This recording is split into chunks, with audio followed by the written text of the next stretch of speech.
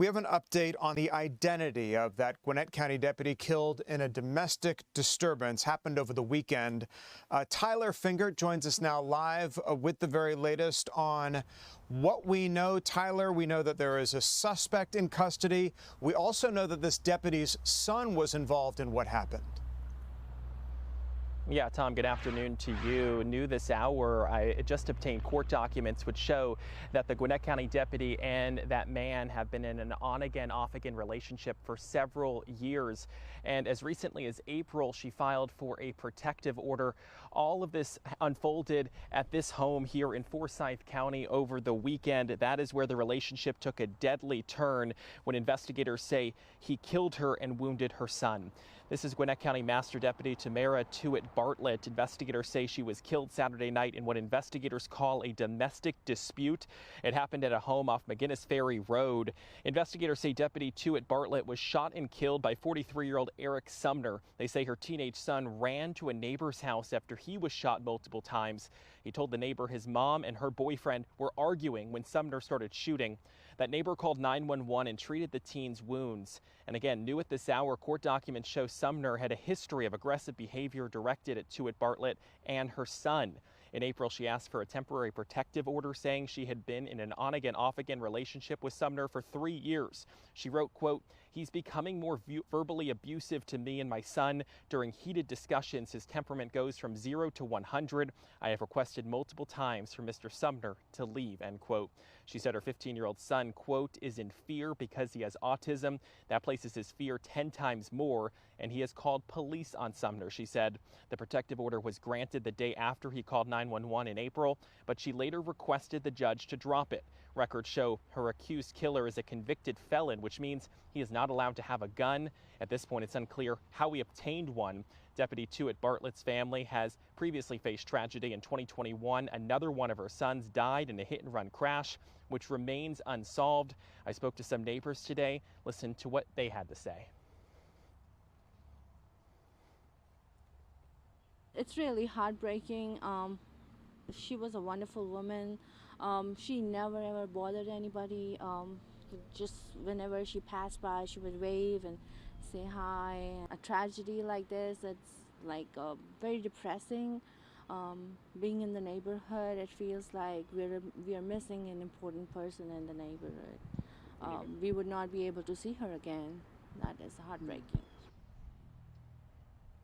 Yeah, similar sentiments for a lot of people out here in this neighborhood. Some of them were very friendly with her. Others just say that they saw and waved at her every so often, but they said the same thing. She was so kind, and that also her son was also very nice. The Gwinnett County Sheriff's Office says she served its community for nearly 20 years. In a statement, the agency said, quote, "Her commitment to protecting and serving made a lasting impact on all who had the honor of knowing and working alongside her," end quote. And just within the last about 2 hours, members of the Gwinnett County Sheriff's Office were out here at this home.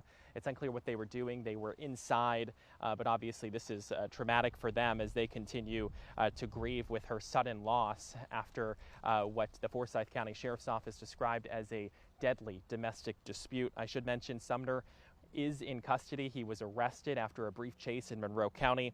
He faces multiple charges, including murder, and he is set to face a judge tomorrow for his first appearance. Yeah, Tyler, just, as you say, a horrible situation for this deputy, her son, who was also involved in this. We know in situations where an officer is down, whether in the line of duty or in a situation like this, the sheriff's office will rally around the family of these officers, and it certainly takes its own hit in terms of, you never want to lose one of your deputies. How is the department reacting? Have you heard anything about how fellow officers have come together and sort of mourned her loss?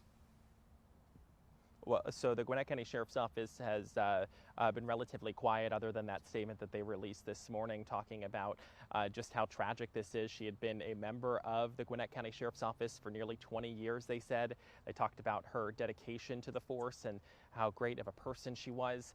Obviously, this is traumatic for them as they try to process this. Even though this was an off-duty incident, she was off-duty at the time. She lived at this home, according to court records and according to police.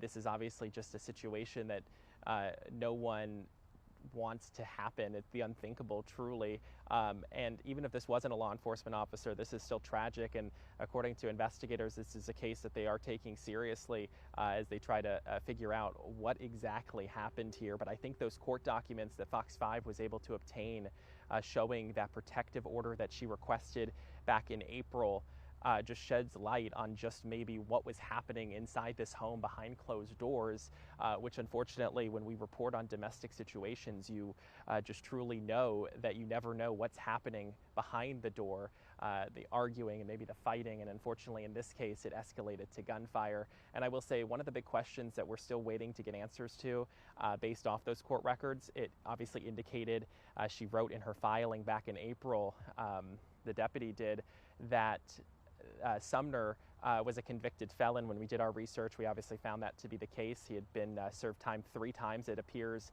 in the Georgia Department of Corrections. And the thing that we're waiting to figure out is what gun was used, because she did write in the court records and in that request for a protective order that Sumner can't be around my duty weapon. So obviously that could play a role to figure out what exact weapon was used in this case. We did reach out to the Forsyth County Sheriff's Office. However, at this point, they call it an active investigation. They can't tell us. Yeah, what Tyler, but as you mentioned, you were able to get your hands on those court documents revealing what was a very, very tense and dangerous situation inside that home involving the deputy and that individual who was associated with her. Tyler Fingert with the latest live. Tyler, thanks.